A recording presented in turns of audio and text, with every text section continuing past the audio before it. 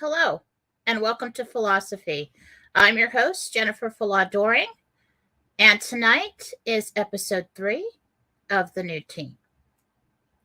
I have been sharing my personal meditations with you guys for 2 episodes now. Well, for most of what I do is sharing that. But I've never really let everybody in on what happens when I'm in meditation and I ask personal questions. And the new team is a team of archangels, Jesus, and along with a couple older archangels that I normally work with, for me to learn more.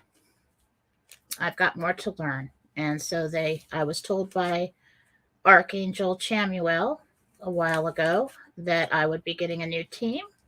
And if you start at the beginning of this series, you will learn all about them. As of now, the new team is Jesus, who's on the old team, and Michael and Gabriel, who are on the old team, and also Chamuel, Ramiel, Haniel, and Zedekiel. He hasn't talked much yet. Hello to everybody in the chat. Thanks for joining me. I do know a very popular guy named Phil's got something going on right now, so we'll see how we do. But so tonight's really going to just be story time. I'm going to throw on the ugly glasses and read you everything that I've gotten since our last meeting here. I did want to start back on the 31st of May because I wasn't sure if I got this recorded on this show. And what I'm going to do with these shows is probably transcribe them later on for books and things like that. So you guys get to be on this journey with me. Now, I'm just going to say right now, a lot of this information that I get has been very personal lately. And they tell me things, and I really try to keep ego out of it. And I'm like, am I saying this stuff? I'm putting words in their mouth because I'm like, think I'm so great or something. Really try not to do that. And you're going to hear some of this. But the way that the archangels teach is bits and pieces that later on make a beautiful puzzle, make a beautiful picture. And the way they do that is perfect in design, because when you get that final piece, you look back and say, oh yeah, that makes sense now. So so here we go. Yeah, I see the people in the chat are talking away. Yeah, I saw a little bit of Phil's live, but I don't have time for that. So I came back here. All right, so it's time to put the ugly glasses on. With the reading glasses, I got them bigger because, and then we've got the glare. So I don't know what to do about that. We're just gonna have to deal with it. Okay, so back on 5/31, I did this. I got this for another show called Real News Live with Mike Vera, and we call it Gentel, which is kind of cool. And I went to the library. Now, there are 2 areas now that I go for meditation. The original area that I've been going to for 10, 12 years is on the 6th level of heaven. It's basically what they've told me was my house. And it's this big house. There's a healing room there. It's kind of weird how things are set up. So I always thought it was like, yeah, they're telling me it's my house, but it's probably Gabriel's house, right? And there's a lot of land around it. There's rose gardens. There's different structures. There's a gazebo. There's all kinds of things. And I'm very used to going there. I feel very comfortable there. I feel very safe there. It's very heavenly. And so now the new team has me going to a new place. And I call it the Golden City. It's not golden, because the more I go back there, the more I see it, the more clear it comes in. And that is something very interesting that we're going to learn about tonight. But for this meditation, I feel a little frustrated when I go to the new place because I'm out of, when you go to the place you've gone to in meditation a lot, you don't have to think about it. It's not like sensory overload trying to figure out where you are and what this is and what's going on. So I went back to the library. Now, in this house on the 6th level of heaven, it's up on this like plateau. Okay. And there is what is called the library. And a long time ago, when I took a long time, and someday I'll go back and do a series of the old days, and you guys can learn the meditations that I did that got me to this point.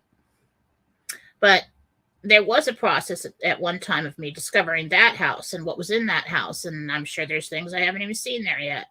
It's very interesting. But I found my way, and I thought I was creating all these rooms, right?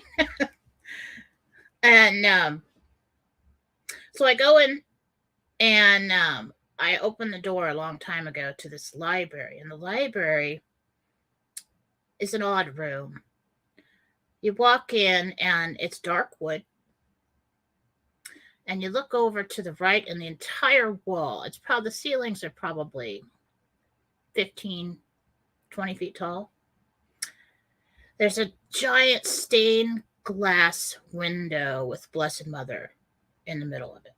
And I'm like, God, I'm good. I am good. Look at all those little pieces of glass. I mean, that's good, And there's a door next to it that leads to another room. And when you first walk in the room, excuse me, off to your right, there's a seating area. And there's like a fireplace over in the corner, and there's a seating area that's really cramped. It's like there's a couch and there's chairs all the way around in a circle, and I can't move it. I can't change that. I've tried to change this room, and I can't. In the middle of the room, there's a desk, a wooden desk, and it's the kind of library that's kind of split off. When you first walk in, like there's most of the room is over here, and then there's another section over here and a wall in the middle.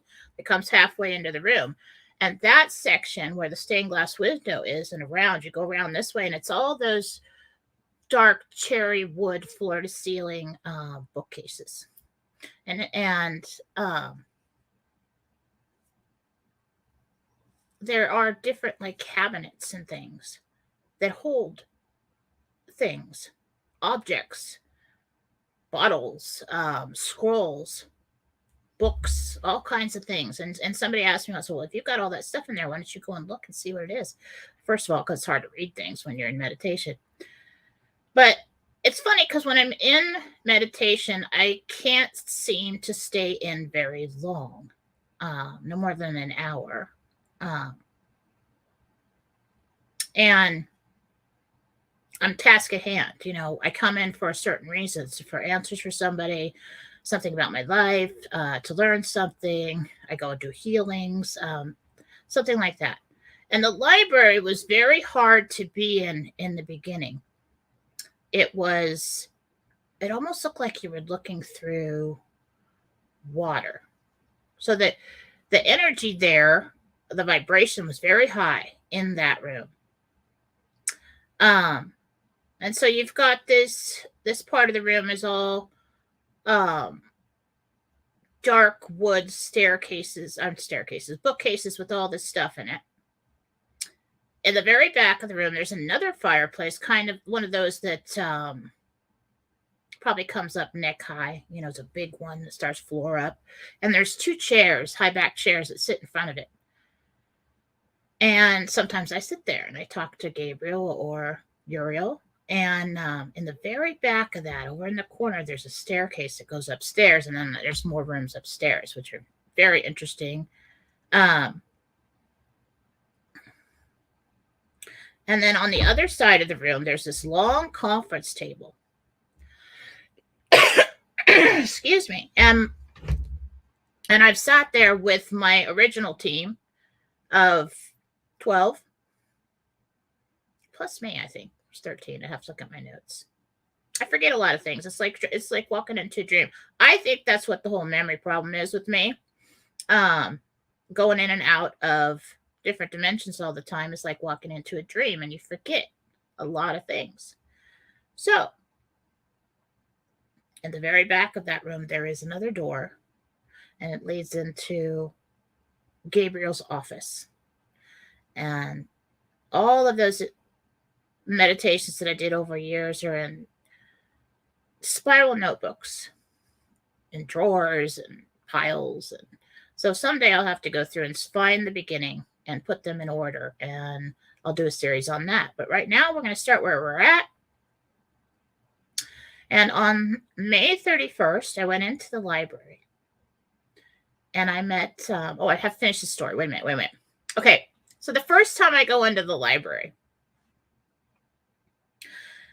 I go in there, and there were archangels already in there.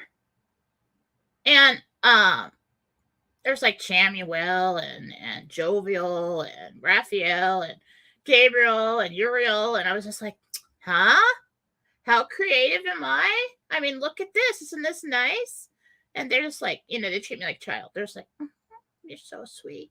And then Michael walks in, and he looks at me and he says, I've always loved this room. What? So it's like, okay, well, I didn't create the room. And there's certain things in each rooms of the house that I can change and I can't change. And I'm thinking it might have to do with something. If I didn't create it, I probably can't change it. So I went into the library, and Gabriel, Michael, everybody was at the conference table. The first team, the team of 12.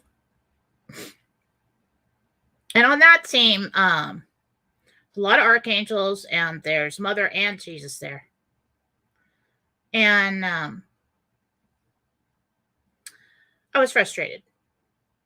I was frustrated at that point because I was feeling foggy, and at that time I was getting sick, and I was just like, I just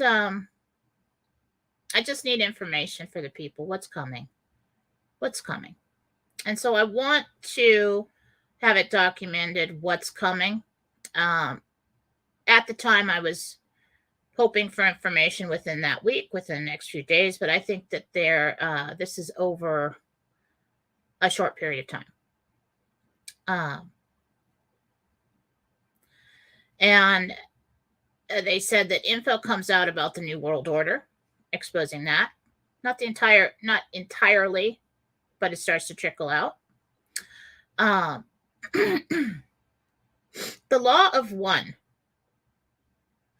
They said the law of one takes effect.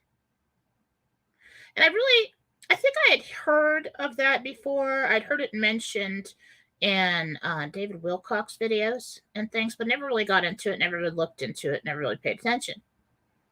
But I believe it's really similar to God at the center, and God is everything, and everything is part of him.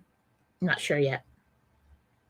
We will also see widespread voter fraud, more and more coming out, more and more. Information coming out about intelligence from the transition team. And now this transition team, I believe, is the team that was between the Obama and the Trump administration on the Obama side. So information about that will come out. Some kind of announcement of war. Okay. And more of Biden's dereliction of duty. We'll start to see that more and more. We were hoping that something was going to happen on the 31st. Our good friend Phil was telling everybody it was going to happen. They told me that he did get intelligence that something would happen on the 31st, but he doesn't really know what would happen. And they said basically records would be released on that day. People were expecting a SCOTUS ruling. They said no ruling today, but they did say all Supreme Court justices are corrupt or on the payroll of the swamp. And even Kavanaugh, I said, and he said he's enslaved. So against his will. And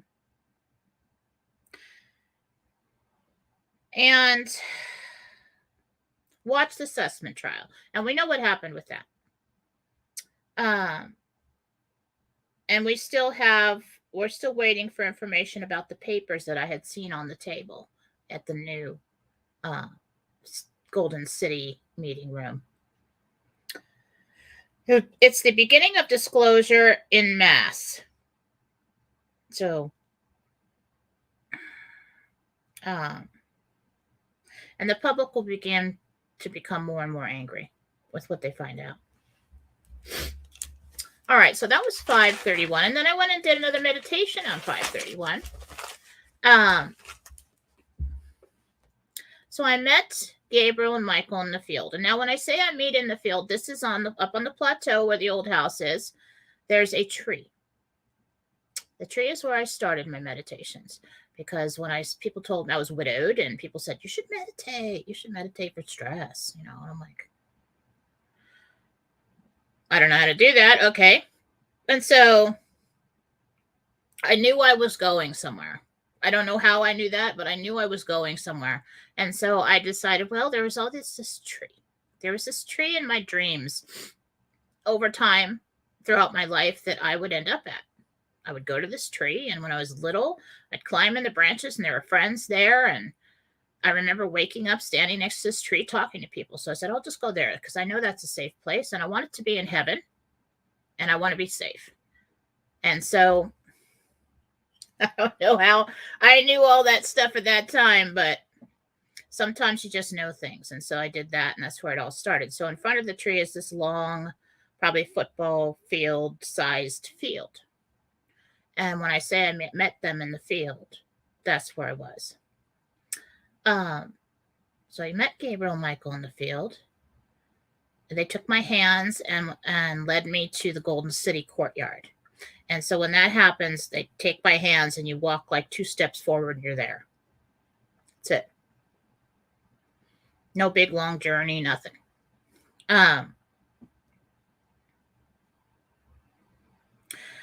And I was kind of upset at this point in time, because I hadn't been getting a lot of confirmations on the information that I was putting out. I wasn't feeling I was coming down with something, and I wasn't feeling so great, and I was emotional or hormonal or something.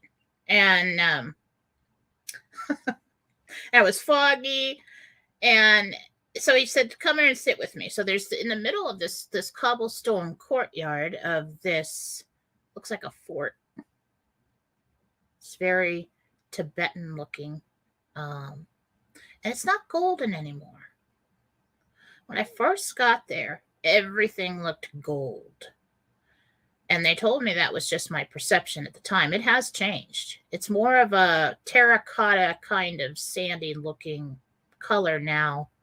And it has this round stone fountain in the middle with something in the middle of that's like a sculpture or something that I couldn't see very well. I thought it was an angel holding a book, but I still hadn't been able to make it out. And he asked me to sit with him. That was the day when everybody was losing faith in the Patriots. And I apologize for that. I'm sorry about that. Losing faith. And I said, never in God. I didn't lose faith in God. And I said, I just was losing faith in the whole thing because we've been waiting, And he said, a lot of people have been losing faith.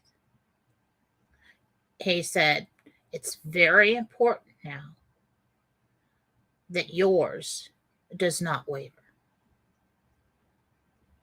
I'm like, of course it is. So, okay. I'm like, okay. And I asked, I said, are these cute posts all distraction to keep us quiet? And some of you have heard this meditation because I shared it, because at that time people needed it, but I want it documented. He said, no, it's a well-oiled machine and plan. And I said, okay. All right. I said, has this been the plan all along? This long, drawn out, tiresome, agonizing story? I mean, has that really been the plan all along?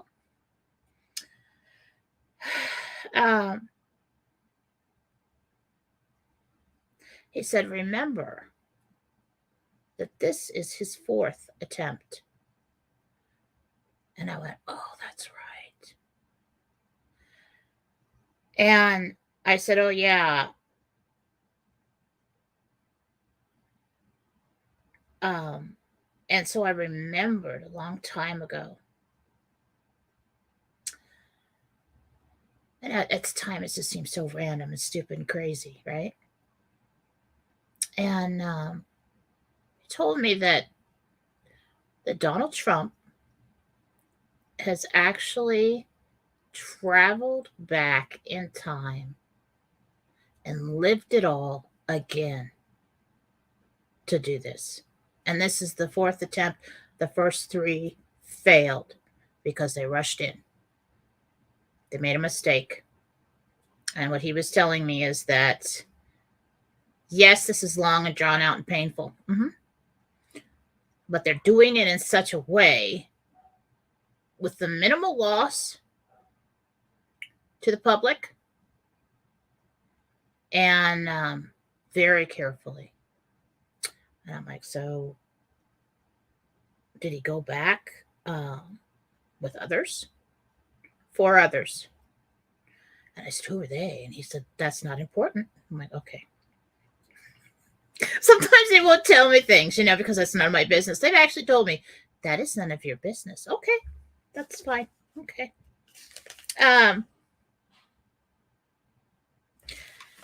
So we have to remember that.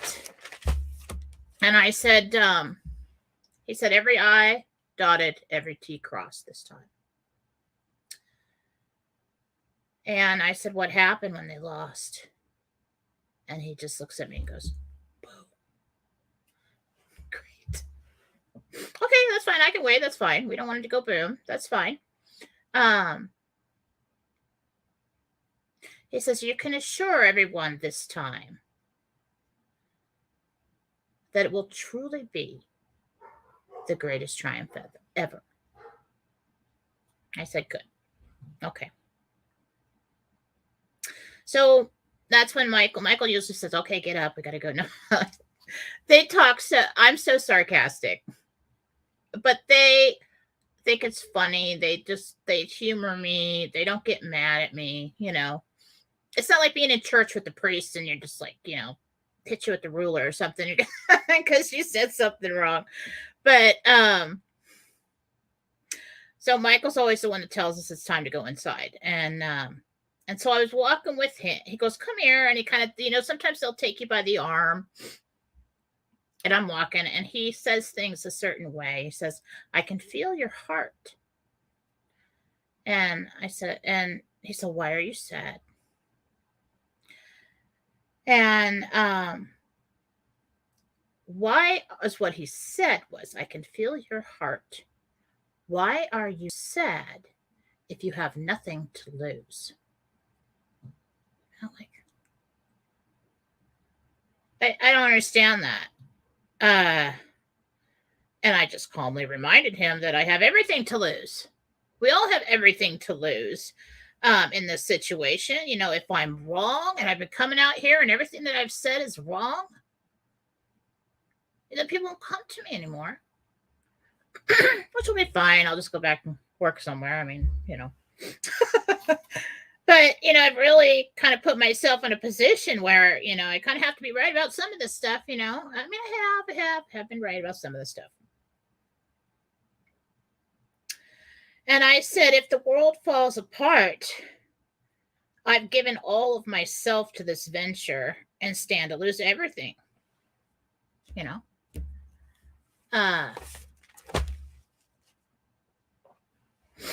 I said, why have I even been led to this in the first place, to be working on these topics? I was never interested in politics. I actually, when the kids were growing up, I turned the TV off at news time because I found a few times when I did have it on, everybody started fighting. It was like perfect harmony and peace, and everybody's, having a good time. I'm cooking dinner. Everything's fine. I turn the news on, and all of a sudden, all hell breaks loose. I'm like, I'm not turning this on anymore. So the kids are empaths, right? And so they're picking up on this, on the energy of it, and they can't stand the stories. They can't stand the negativity. They can't stand. They start fighting with each other. And I said, I'm just not turning it on anymore. I didn't like politics growing up because everybody started fighting, and I've never liked fighting. I didn't see the point in certain situations to fight just to fight over something you have no control over. Fight to protect yourself, yeah. Fight to stand up for yourself, but I never liked it. And it wasn't until I didn't take notice until the debates between Clinton and Trump. And it was on. And I heard her call him Hitler. And I went, wait a minute. What is going on with her? And I was like, I don't like that energy. And then I looked at him. And I said, wait a minute. I know who this man is. I know what kind of guy this guy is. He is honest to a fault. You better do your absolute best. But he says what he means, and he means what he says. And you probably only get one chance. I was raised by somebody like that. But I looked at him and I said, this will be the greatest loved president ever. And everybody laughed at me. What? No, he did this and he did that. And he called a woman this and he said this. He said blah, blah, blah. I said, you see? Just wait. That just came right out of me. You know what I said when the TV was on and Obama was elected the first time? Didn't know anything about him. I heard his name and I said, infiltration from within. Where'd that come from? And because I used to be like have this psychic Tourette's, that just spit things out. I have no idea why I said it. And then when he got elected, I said, we're screwed. I don't know why I said that. So I never got into it. And so I asked him, I said, why me? Why would I be talking about this? Even making a difference here? And he held, and by that time we had reached the giant doors that open up. And they both hold them open for me to go into the meeting room. And he said, if you make a difference with one, you make a difference with many. That's all Gabriel said to me. And I'm like, he says, you help humanity see the truth. I'm like, okay. All right.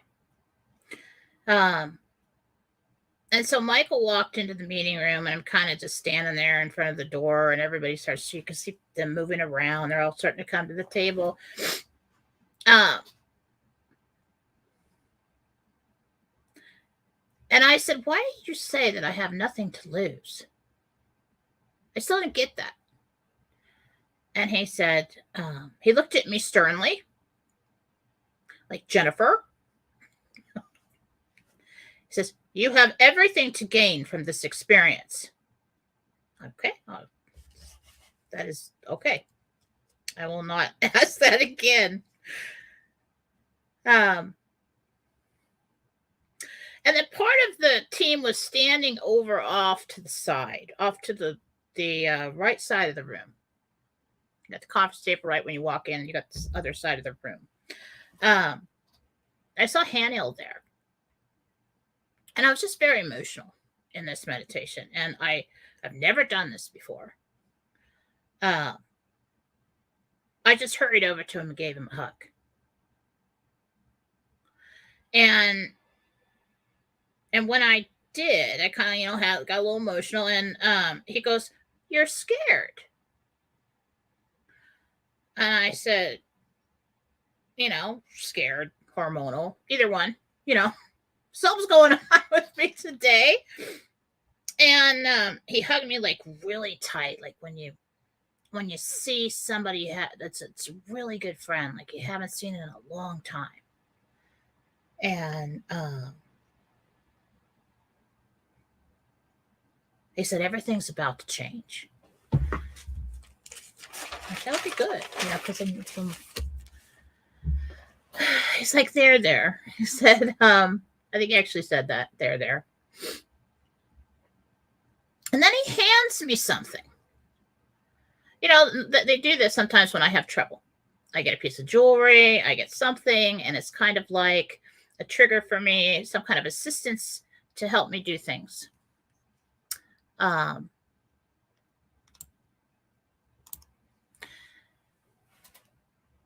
it was a big golden key, like an old-fashioned looking key, like the size of my hand. And I'm looking at it, and I said, "What's this?" "The key to your future." I'm like, this is a test, isn't it? This is some kind of I'm learning something here. Okay. And then the archangels were all standing around at that time, and they part. Okay. And I look at the wall that I hadn't noticed before. There is a door there. And I approached the door and I asked, "Should I open it?" And they said, "If you're ready." And so I opened it. And I opened the door and I entered, and it was a trip. It looked like a ballroom. And at this point in time, in the library of the other house, where right next to the stained glass window, there is a door, and it opens into a ballroom, just a big room. And then you go outside from there. But I kind of got the sense that it was almost the same setup. It was just, I'm like, did we just go to the ballroom in the house? I don't, it was just kind of strange. And then I just kind of was staring around, and I saw images. So it was not foggy, but it was kind of blank, but not dark. And I saw an image of my Katie. My children are 19 and 22 right now. Katie's 19. I saw her with a man and a child. And she's quite a bit older. And I'm like, okay, all right, cool. Let's wait a little bit on that. And then off to my left, I saw Faith, my oldest daughter, with someone. I couldn't make him out. I'm hoping it's somebody different than she's with right now. I don't know. We'll see. And then my husband was with them. And hang on, I got to pop up. All right, everything's cool. My husband was with them, and he was happy, and they were playing with a child. I'm like, okay, good. Everybody's going to have a family. And then it was like, I was kind of tired, and so I'm like, this is kind of hard.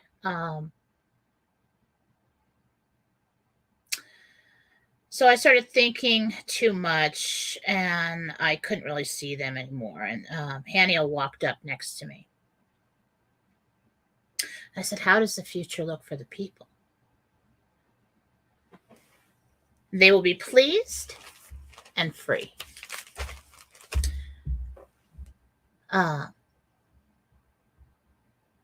Tell them they will be free, is what he said.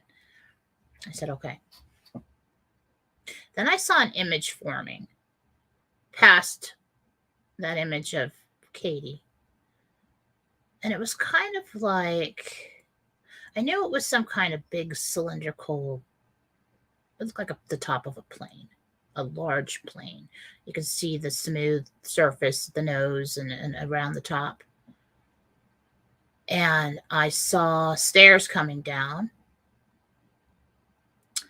And I saw Donald Trump walking down the stairs. And then I heard it's kind of like it shifted to a news story. Like I was like a clip of watching something on the news.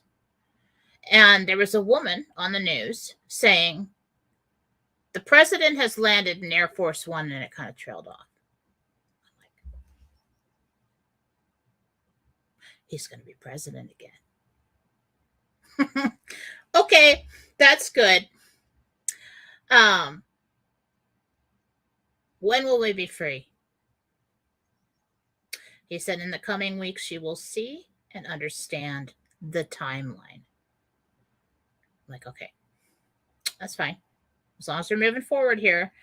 And I'm always asking about the debts, because that's all I care about. Can we just get the debts wiped out? That'd be great. I said, what about the debts? He said, debt will become an outdated term. Good. And I thanked him, and then he did something. So here's the personal part. Then he did something interesting. I gave him a hug goodbye because I was getting tired. I was going to leave, and he paused for a moment. He looked at me, and it was like great emotion in his face.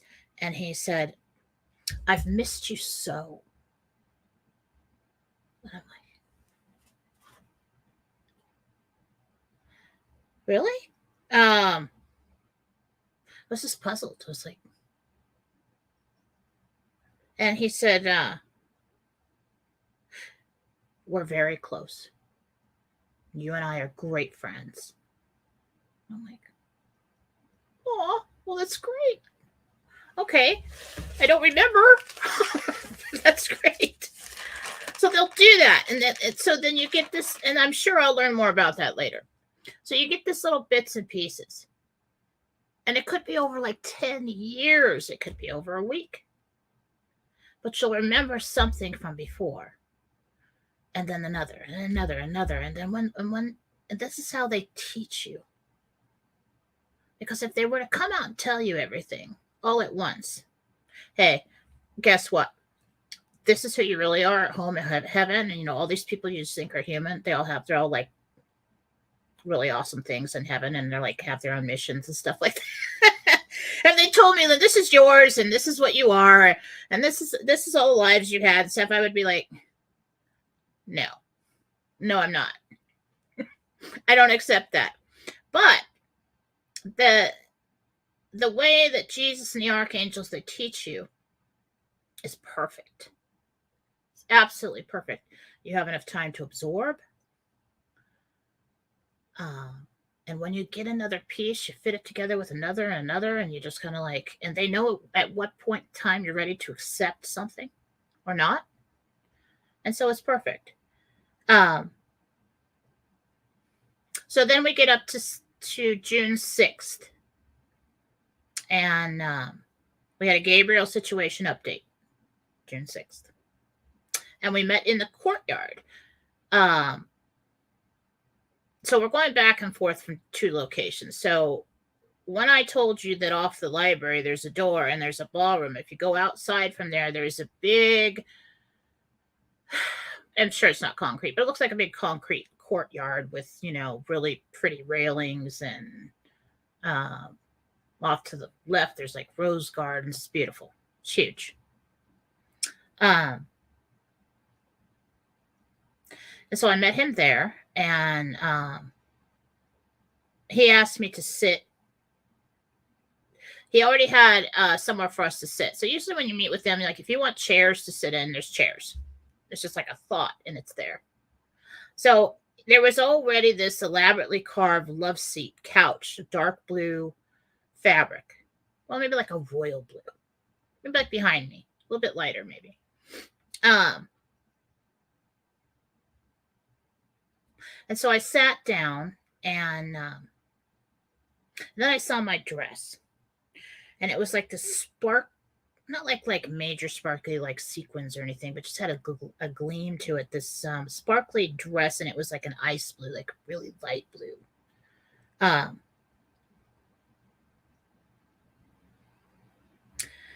And he sat down, and he was very happy. We kind of like turn and face each other, and he goes, "Do you feel it?" I'm like, "No." And he says, "This is the day that things change." I said, "Really?" So something happened on the 6th. Okay. I said, "What changes?" He says, "Humans have been kept in a box." Really? And then I was like, "You mean like a dome? Like a flat earth with a dome on the top and all that?" And he goes, "It's just, don't start." He's basically acted like, "Don't start." No, there's no dome, and it's not flat. And I'm like, "Okay. All right." And he said, "This has everything to do with the infinite possibilities concept I taught you. The very beginning. The very beginning. When I started writing, I wrote a children's book. It's the first in a 5-book series, and really haven't moved on. I got that published, but I haven't.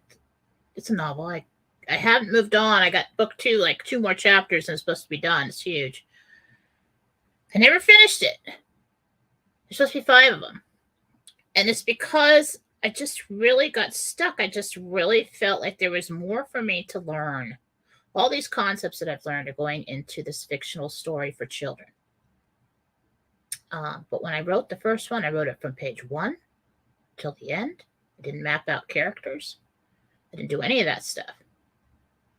And the motto, the theme of the book is to believe in infinite possibilities. I don't know where I got that. At the time, I wasn't talking to him. And later on, when I was doing auto writing, it's basically I would sit there. It's not all scary. I mean, some people might be scary about it, but I don't like anything scary or dark. Okay, or wouldn't have done it. I just basically was talking to the angels, and I would sit there with a blank spiral notebook, my favorite thing, and I'd hear one word at a time. Answers. I'd ask questions, one word at a time. I'd write the question, and then they gave me this whole rundown.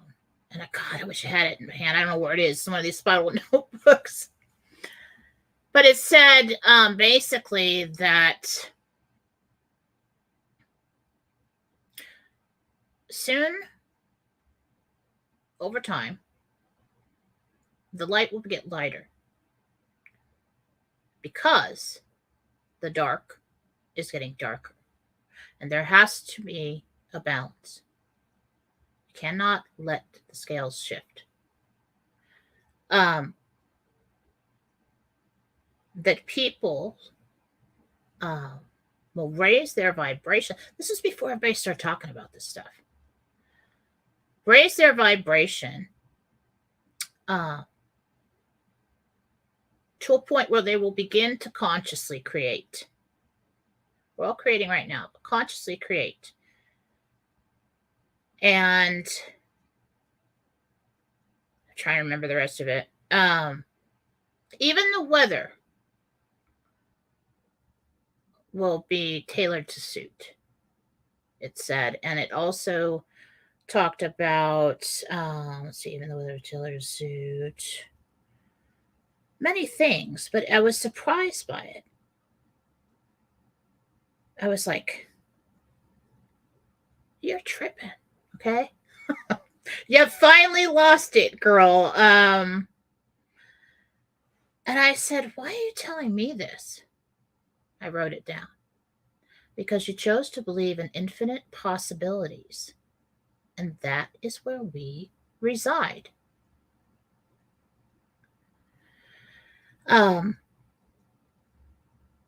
So what he's saying here is this concept of infinite possibilities. He says it has everything to do with the infinite possibilities concept I taught you.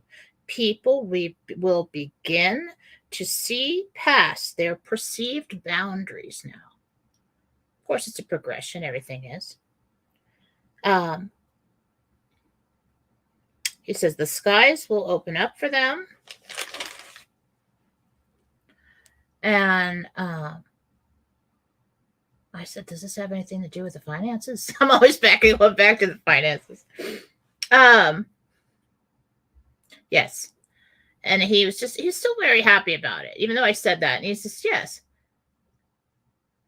And I was kind of like, yeah, I probably shouldn't have asked about money. We're talking about big universal, And he says, money allows people to remove the can'ts from their lives. It's a trigger to enable them to believe in the infinite possibilities or not. It can create limitations or it can open things up for you. Remove the restrictions and the mind and soul are free to create and envision a greater future. That's what he said. A better experience. And then he was like, you are going to be so happy. And I'm like, I am? Good, because I could use a whole bunch of happy right now. And I said, you look so happy. He says, I am. And he said, can you imagine how long I've waited and wanted for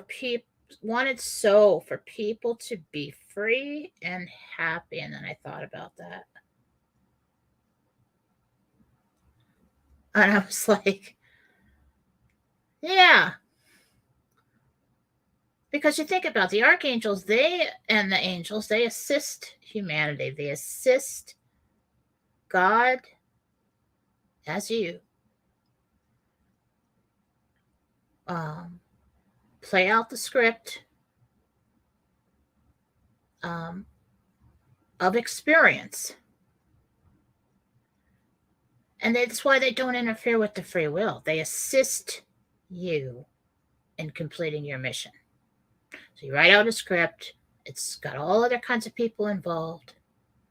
You come here, and this is what you want to learn. This is what you want to experience. This is what God, as you, a separation of self, chose to do.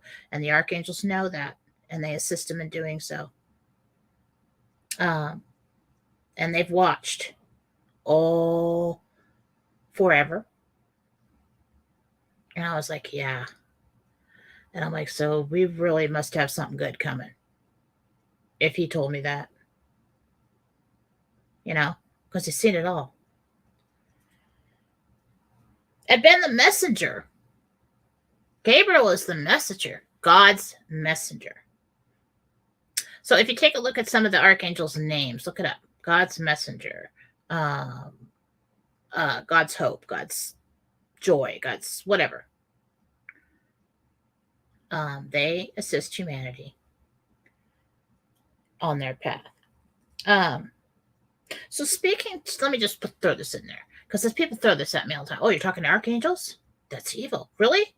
Explain to me how. Depends on who you're talking to, buddy. Because talking to Archangel Michael is not evil. Okay?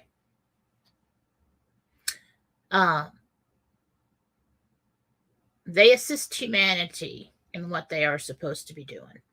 And they work for, through, of God. That's it.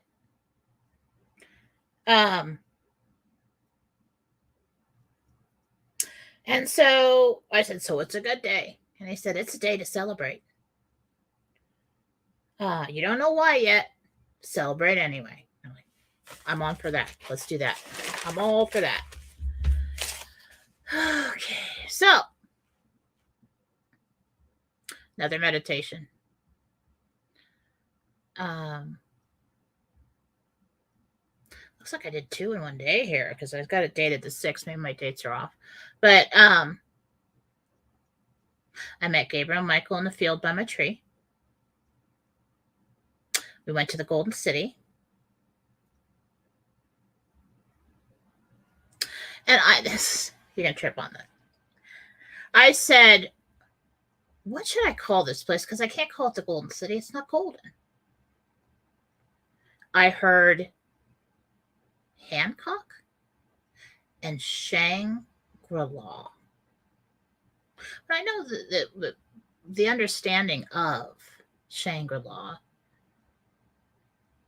is that it's a fictional place. There are a lot of books out there that write fiction. And they write it as fiction because it's true. There are a lot of books that are channeled. There's a lot of information given to people. Or sometimes the soul just remembers. I don't know what Hancock means. I don't know what that means. I heard Hancock, Providence, and Shangri-La. I don't know if I'm going to try and show you the pictures. So I Google it. You're going to trip on this. I have a background that's bigger, but I don't think it's going to show up. I'm not sure. I'm going to put this background up, and I want you to tell me in chat if you can see it. I think I have to drop out. Here we go.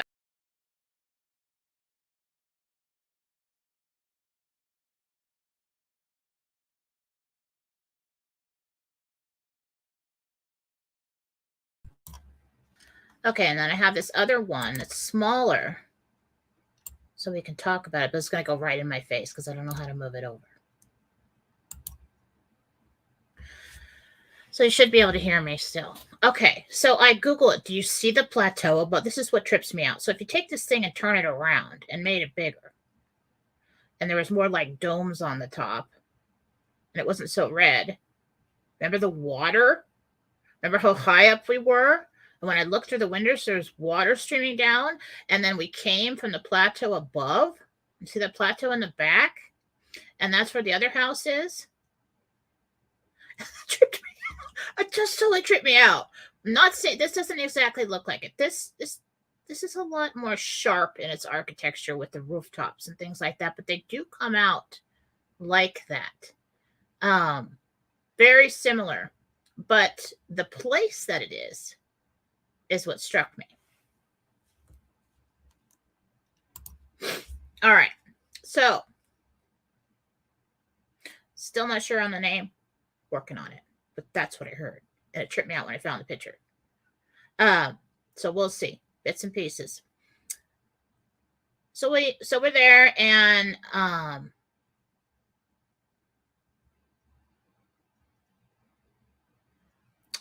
on a second.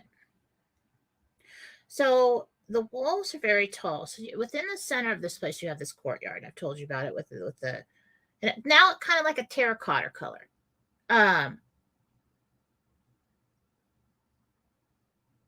I asked, why do I come to a place in the Himalayas to learn? And here we're getting into the personal stuff. Gabriel said, it's your home.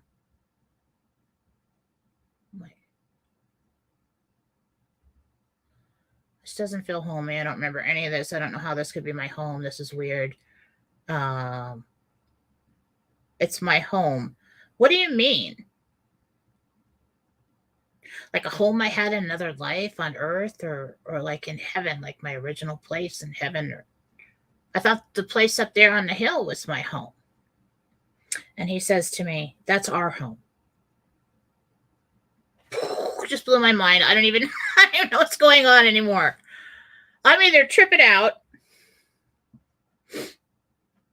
Okay. Then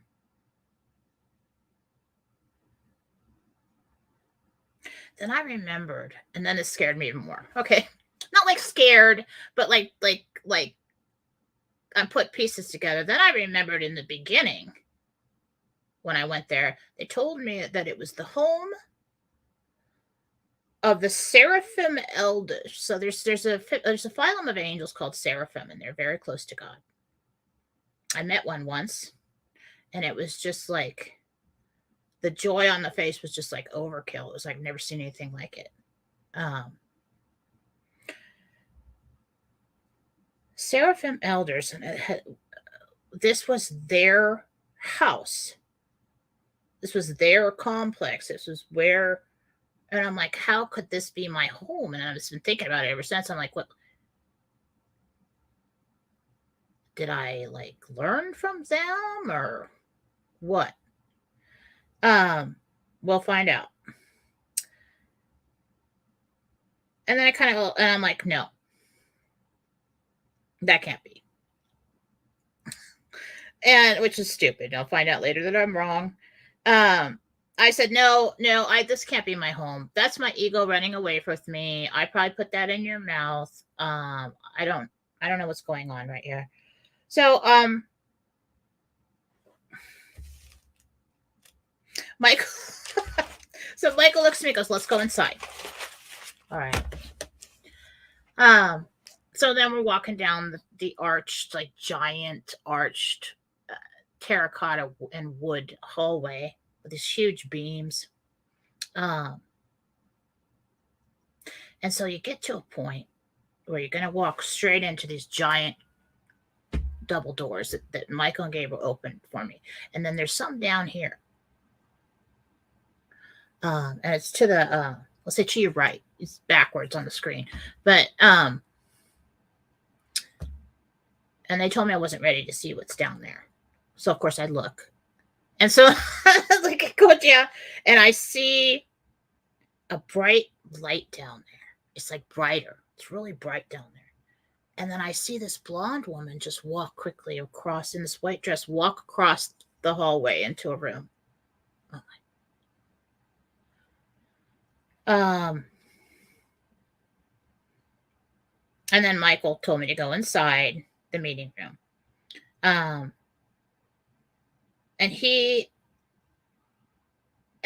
so I saw the woman, and I look at Gabriel who's holding the door, and he says, listen to your heart. I'm like, okay. I don't know what any of this means. There's some kind of like mosquito in here. I looked, he said, listen to your heart. And I said, you're right. I'm not ready to know what's down there. Because I just got what they said outside and what I saw over there.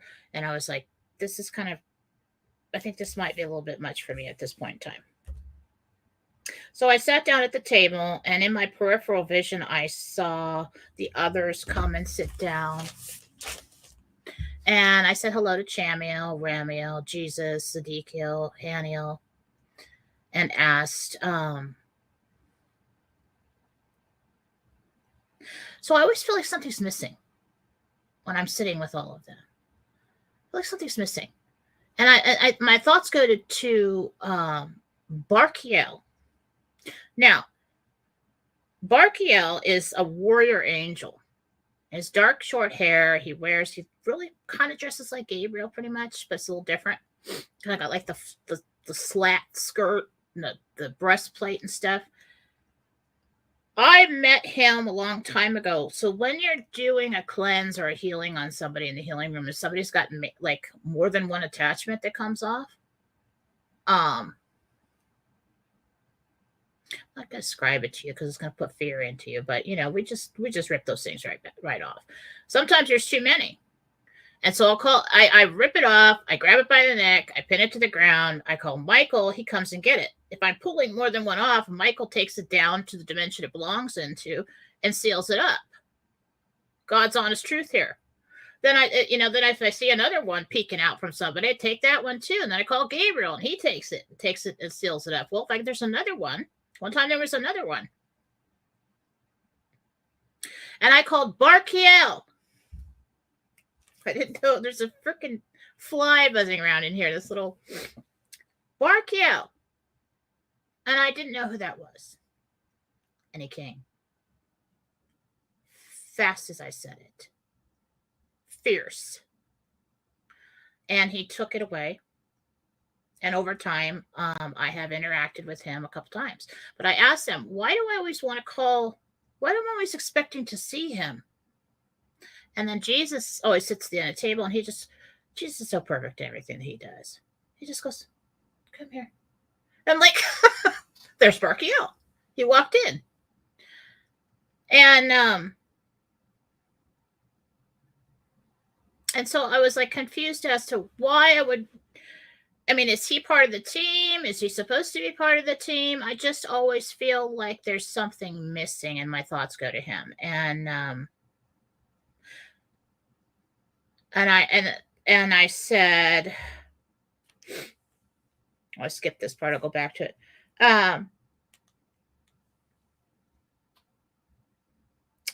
He said something.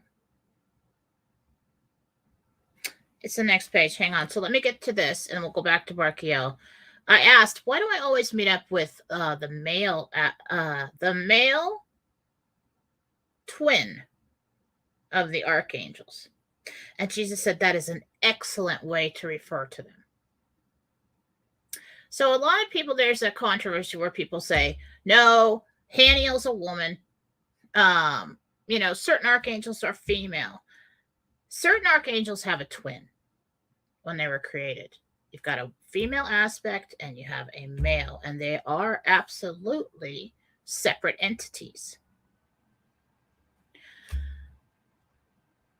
A female or a male will come to somebody depending on what they need and what they feel comfortable with. And I asked, why are all the archangels that I communicate with male? And Jesus said you needed strength and something you had lost. And that was the male guidance in your life. And at the time, yeah, my dad was far away. My husband had died. I had all kinds of female everywhere. That is something I didn't have. And that's what I need. And that's what I trusted in the beginning. And it's just always been that way. So, interesting.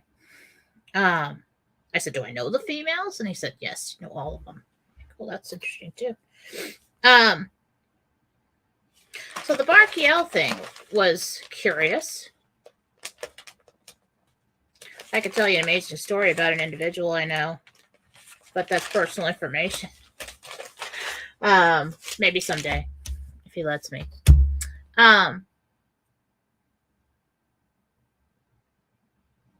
So Barkiel walks up to the table, right? And he looks over at Zedekiel, the blonde hair, short, kind of curly haired angel. And he looks at her and goes, she remembers? He's very intense when he talks. And Gabriel's kind of like, no. And I look at Haniel, because when I first met Haniel, he did that to Gabriel, bits and pieces. He looked at Gabriel and he said, she remembers? And I'm like, you guys like to say that about me. And I look at Barkiel and I'm like, I'm going to say no. I'm going to say no. I don't remember. I don't remember. And remember what? That's what I said. And I'm not that, I'm more sarcastic telling this story. I'm very nice in there. He said, your legacy. I'm like, I'm either having some kind of hormonal problem today, or I'm learning a whole bunch of things that makes no sense. That makes no sense. A legacy is something handed down to someone.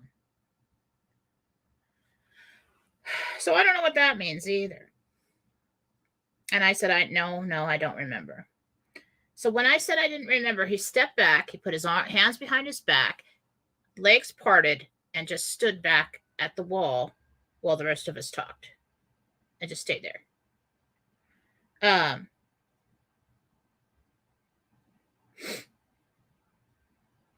And I said, why is he the third that I call? He's the third that shows up when I'm doing cleansings, battling anything.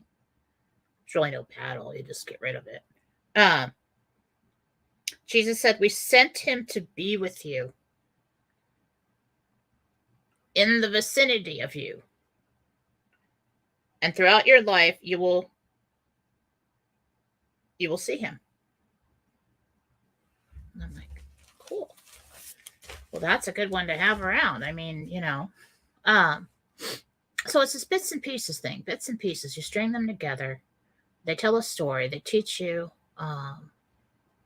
This is a very good series for those of you who took my interdimensional meditation classes to watch.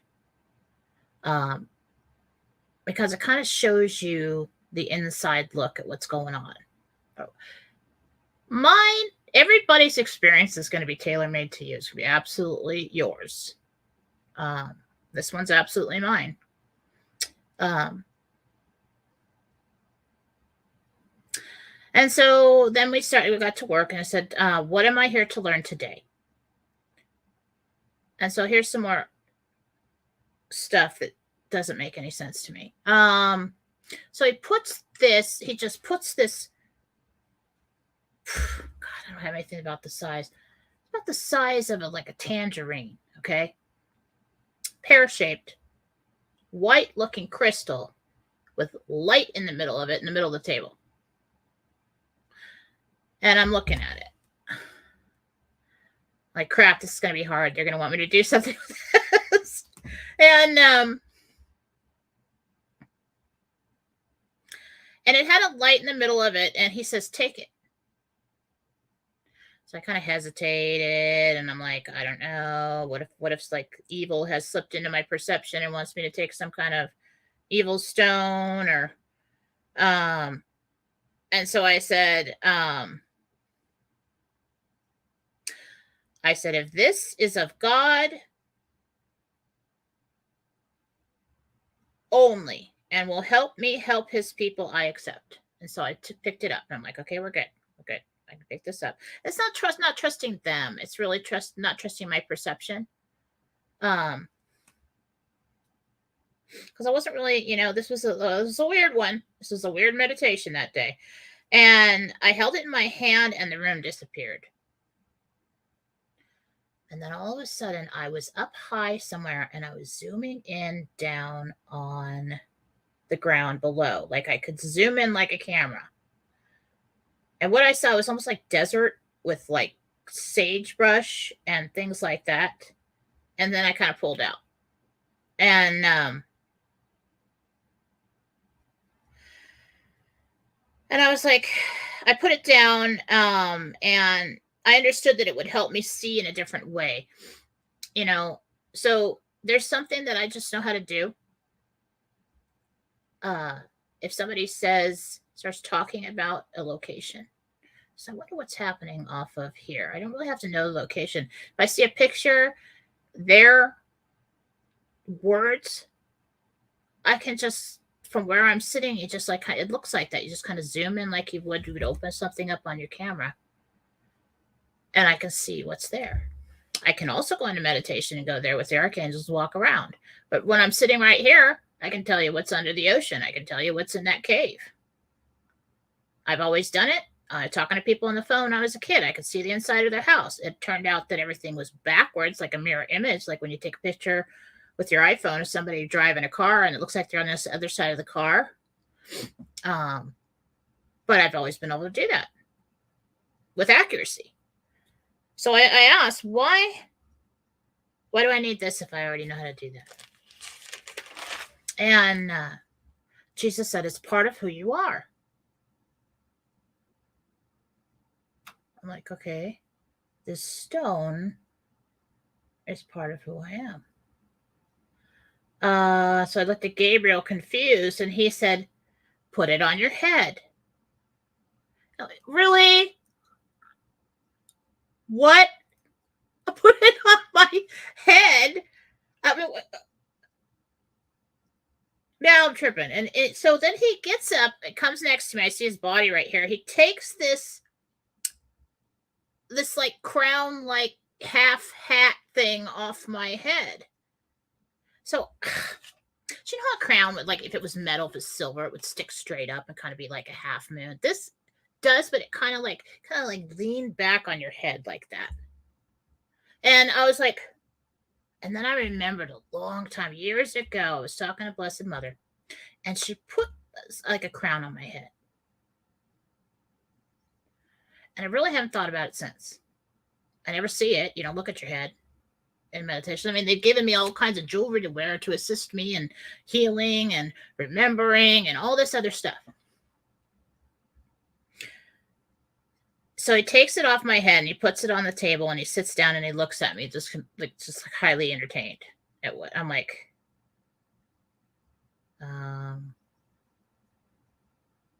So I see that on the top of the crown, there's like this little indention, like U-shaped indention.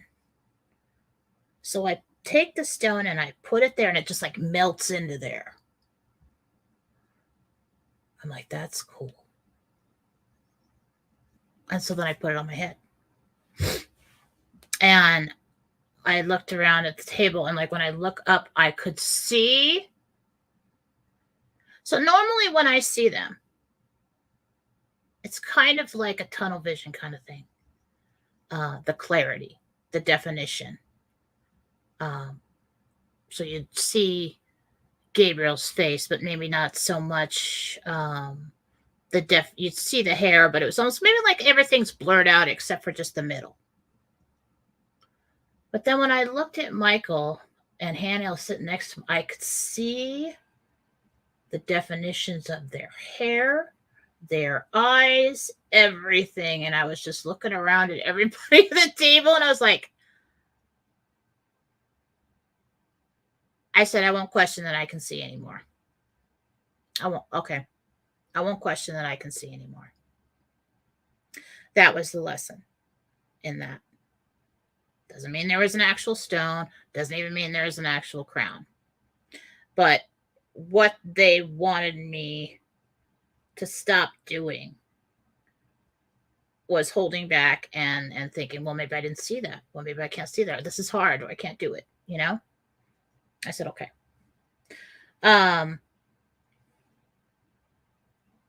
Let's see if I got everything about that. And then then everything was cool, right? Everything was great. And then I asked him what the name of it was. And I thought I heard him say Eastern Star. So then I get out of meditation, I go Google Eastern Star. And Eastern Star's got like this pentagram, almost like it is my stepmother was in it because my father was in the Masons, and it basically is a social club to them. But I'm like, oh my God, something slipped into my meditation. Then I start doubting again. Something slipped, so now I have it on my head. No. But I said I only accept anything if it's from God. So I'm all freaked out. And so I go back in. And I asked Gabriel, oh my God, I'm so freaked out now.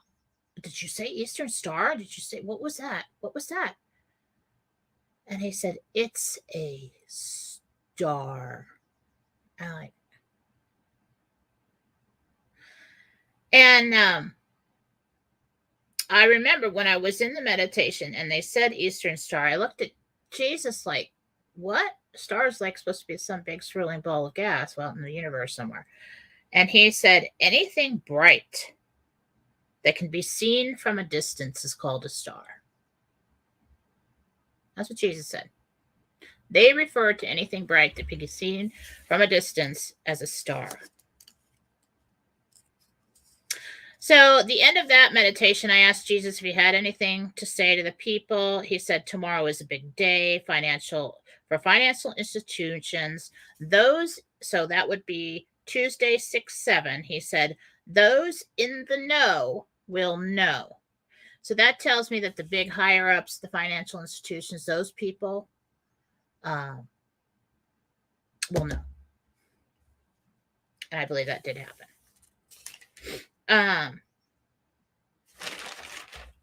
Okay. So now we're down to 6/7, June 7th. And this is why I found the picture today to show you. This one again.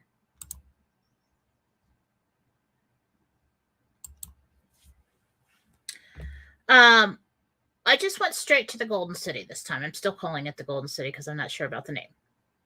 But I started on the other side, and I'm walking up a dirt path up a hill to it.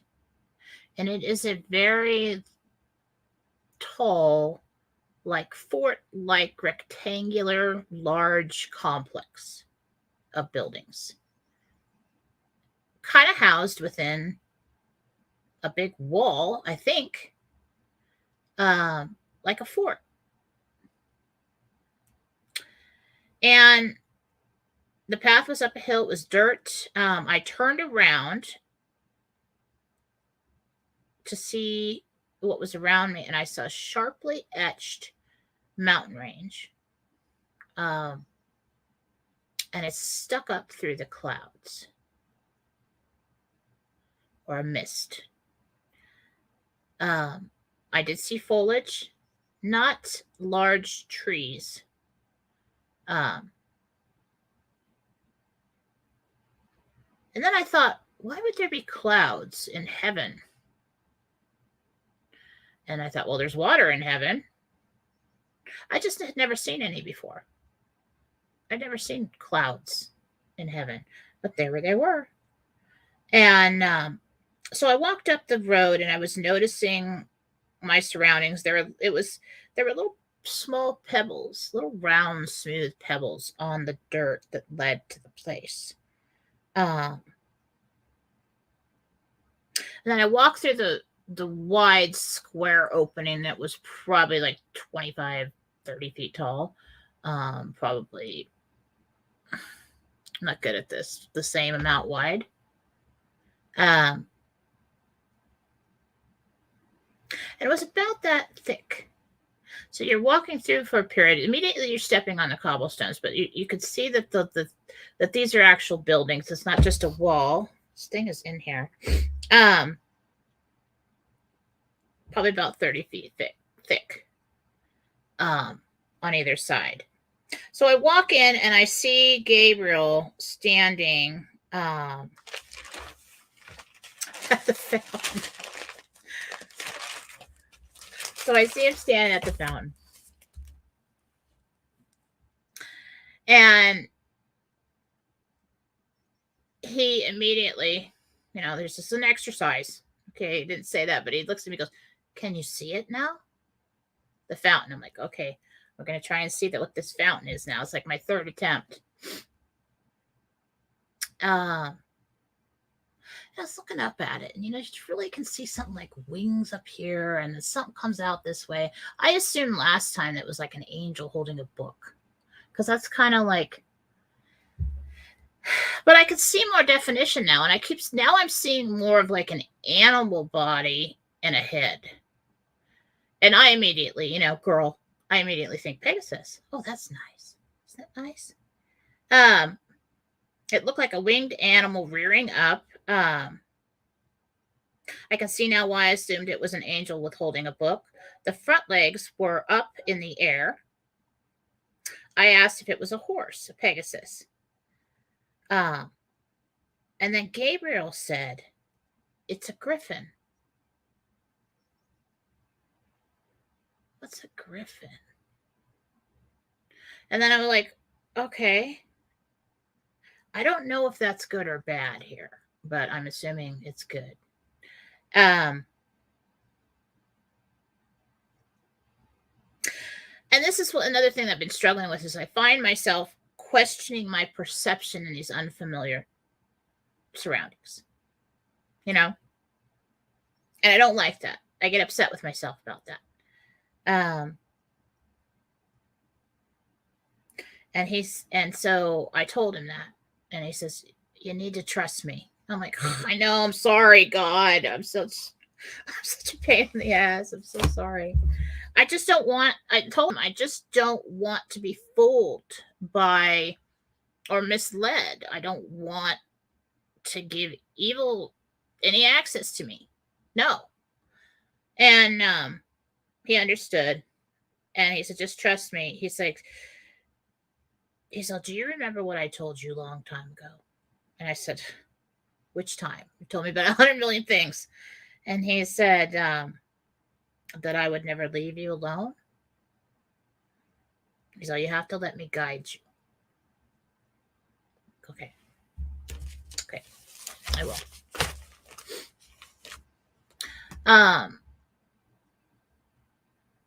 I said, it's just that I don't remember. It's a very different than I'm used to. And Michael piped in, because he was standing there too, and he said, you will in time.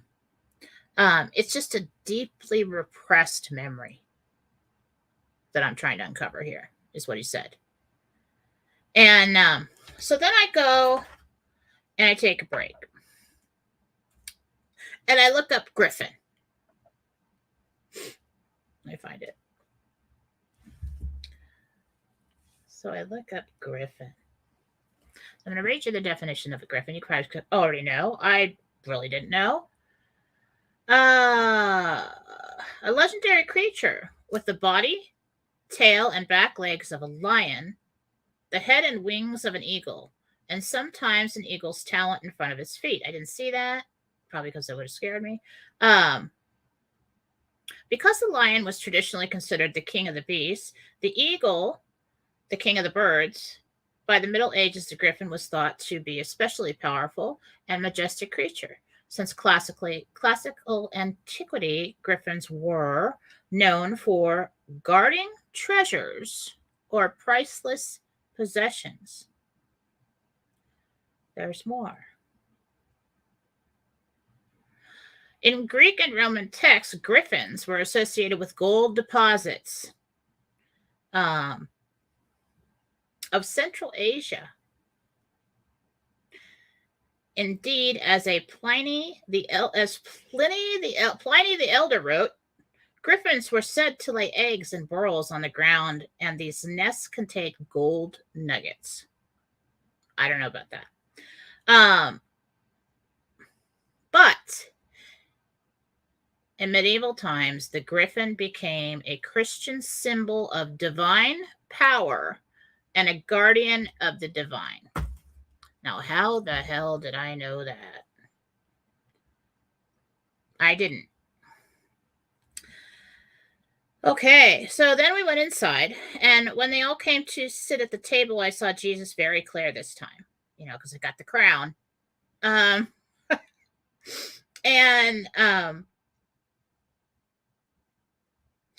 I remember this. This was great. So when I could see his face very clearly, and the impulse that comes when that happens is you just want to embrace him. You want to hold him. You want a hug. Can I have a hug? Can we hold hands? Can we talk? Can we just like that? And but I had that feeling, but I didn't say anything. I was like, no, it's time to work. We need to sit down. But I saw him move out of the peripheral. He knew it. He felt it. I didn't say it. And he felt it, and he came over to me. And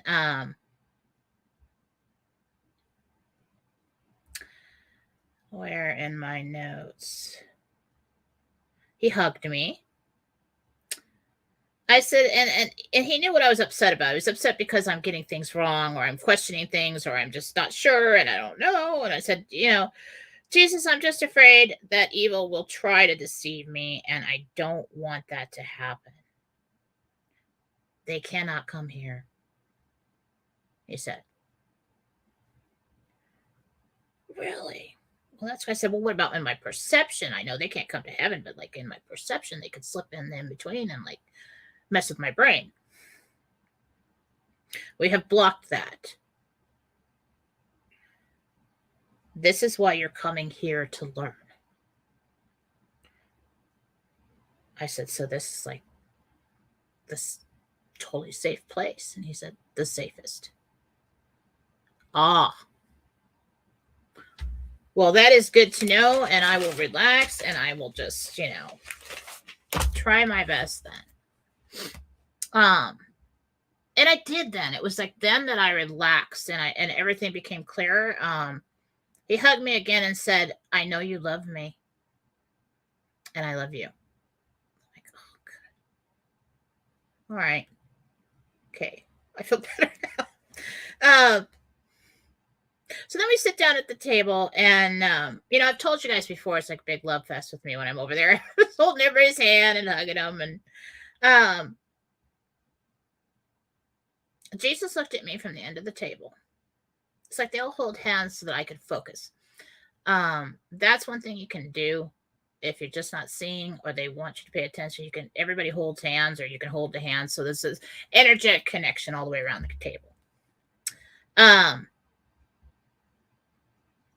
Jesus looked at me from the end of the table and asked, can you see me? And I said, yes. And so they let go of the hands. So that was the purpose of the holding of the hands there. And he said, what would you like to know? I said, what am I here to learn today? To listen. He said. I'm like, well, I thought I've already learned that. I'm sitting in the middle of heaven talking about you.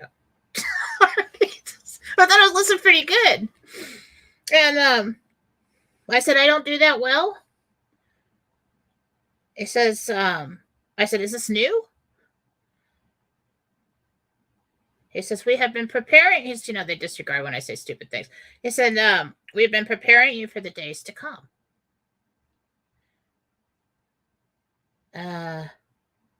You will be a megaphone. Sometimes we'll use terms that you'll understand, I said, for what? He said, for me. And then I was filled with this joy, like this total just surge of joy. Just my heart just swelled. And I was just like, I said, yes. I'm like, I want to be a disciple, like that was just like the greatest feeling. I want it back.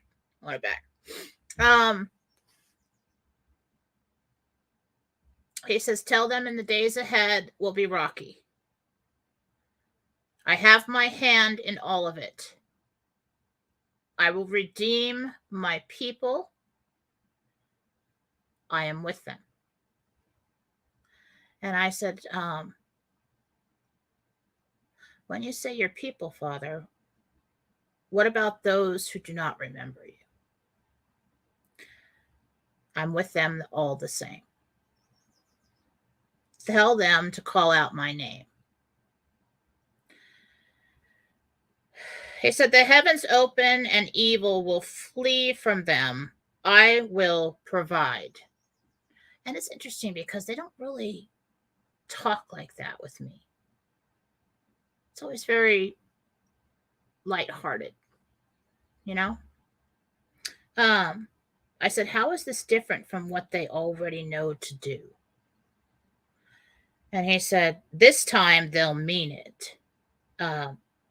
The heart calls to me. It has to be. People will begin to truly know me now. A deeper knowing. I will lay a stone-free path before them. Remember that I am love.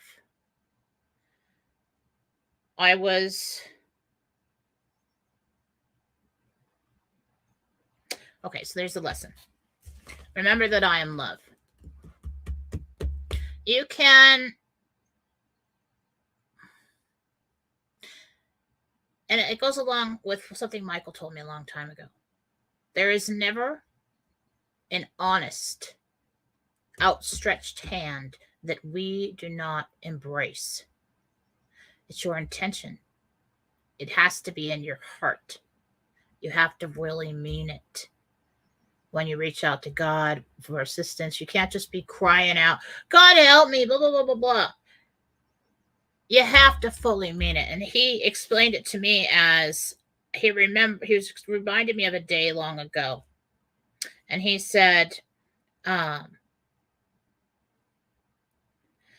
it was when you asked me to help you remember that you loved me that I knew you were ready to really know me again and accept your mission.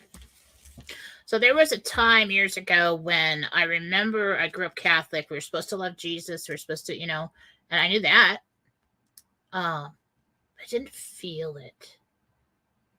And I said that in prayer.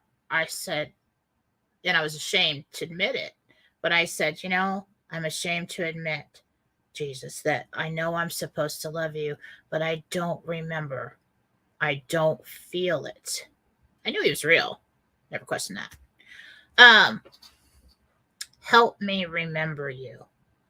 And that was really when everything exploded with me psychically. It really wasn't until I did that. And that wasn't my intent, but if I look back on the timeline, that's really when everything started. I mean, and he did. I did remember. Somehow it led me to meditation, people suggesting that I meditate so that I could go and see him. That's when I remembered. Series of events will unfold when you truly and honestly, and I meant every word I said. And that's what he's talking about. When you seek him, when you seek his assistance, you call out his name, you mean it. You mean it. That's why they see, all these evil people, and then they think in the end they can just call out the name. They don't mean it.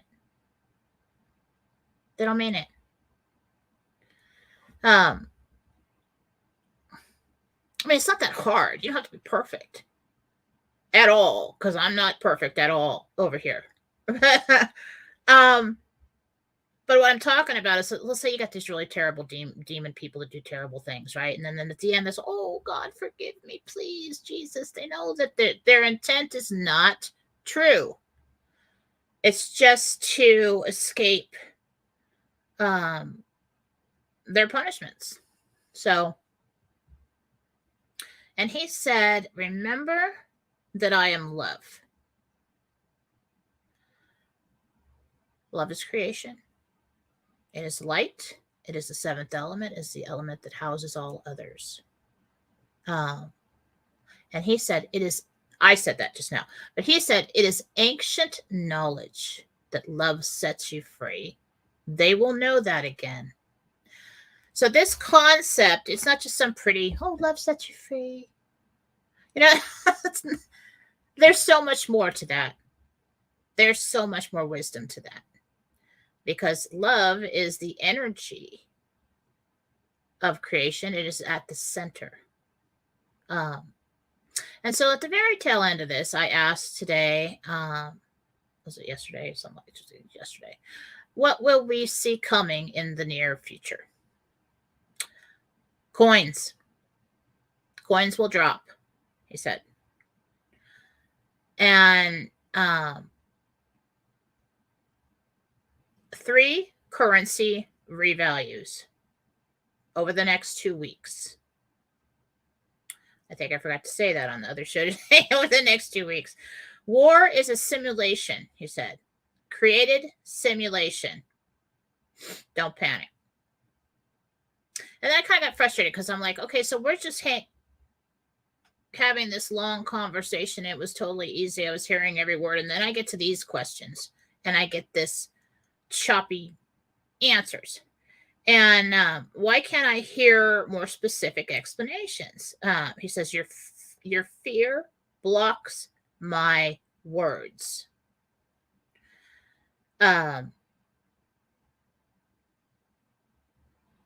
And they are perceived to be choppy. That is why you are in training. And I'm like, okay. So really, you got to get past. See, if you have a personal connection to a situation or a person or an answer or whatever, there's going to be hesitation. There's going to be fear. There's going to be some kind of fear that, oh my God, what is it going to say? Is this what I want to hear? Is it something I don't want to hear? And you, just like people that are afraid of ghosts, or people that have been taught that ghosts are scary, they won't see them. You stand right next to you and you won't see it. Because the brain tells you that's not possible. There's fear, and I can't handle it, and they won't see it. I said, will people's debts really be wiped away? And he said, yes. And he was nodding because he knew that it was going to be hard for me to hear the answer. He just kept nodding over and over and over again. I'm like, okay, I'm good then. That's all I want to know. No debt by August. Sometime in August. So about sometime in August, everything will be wiped away. I always originally saw like a progression, like there would be like mortgages, credit cards, and other things at different times. I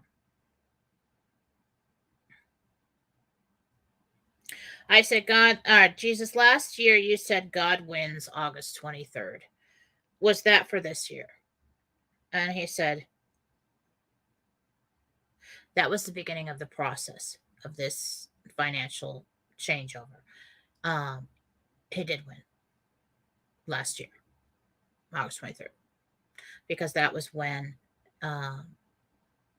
basically they kicked off the Nasara Jasara, or the whatever you want to call it, globally. And people basically signed and agreed, yes, we're going to do this. Then they had to start doing all the terms.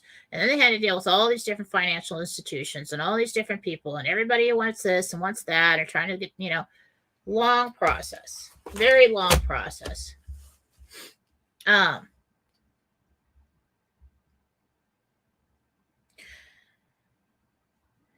He calls it the transition. He doesn't use Nasara or Jasara. He says transition.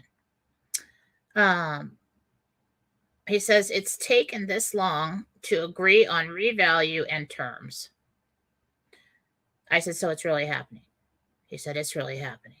Like, okay. See how I heard that? I heard that easily because it's what I wanted to hear. When will it be announced to the public?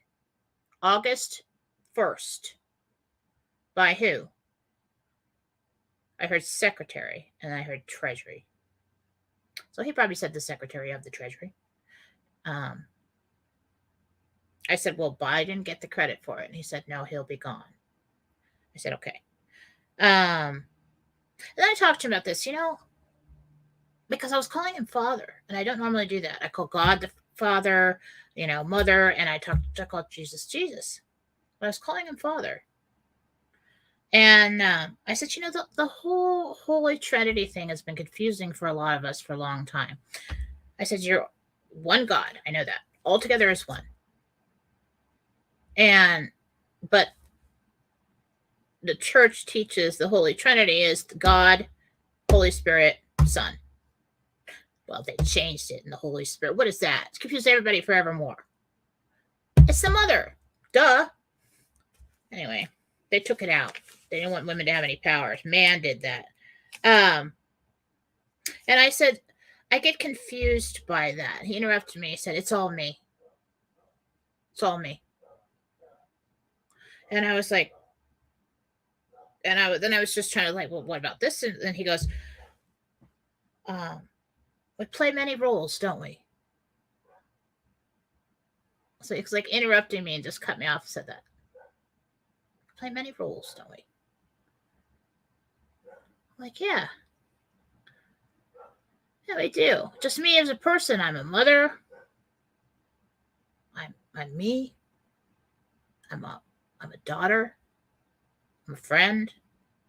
I'm a wife. I'm the lady who's saying all these crazy things on the internet and you're watching me.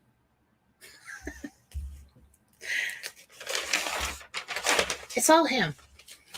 It's all the same. Whether you pray to God, whether you pray to Jesus, it's all the same. At the center. So this has been quite a long show. Those are my experiences for this week, last week. And can't wait to find out what happens next. The Griffin thing is interesting. Look that up. That is interesting. The location of this place is interesting. And you can't get there. That's neat. I haven't really kept up with your comments in the chat. I will go back and look through them after the show, but I do have to get going. And I thank you all for being with me today on this episode 3 of the new team. And I will notify you all when I'll have the next one, probably in a week. Probably about this time next week. Hope you all have a great night. God bless.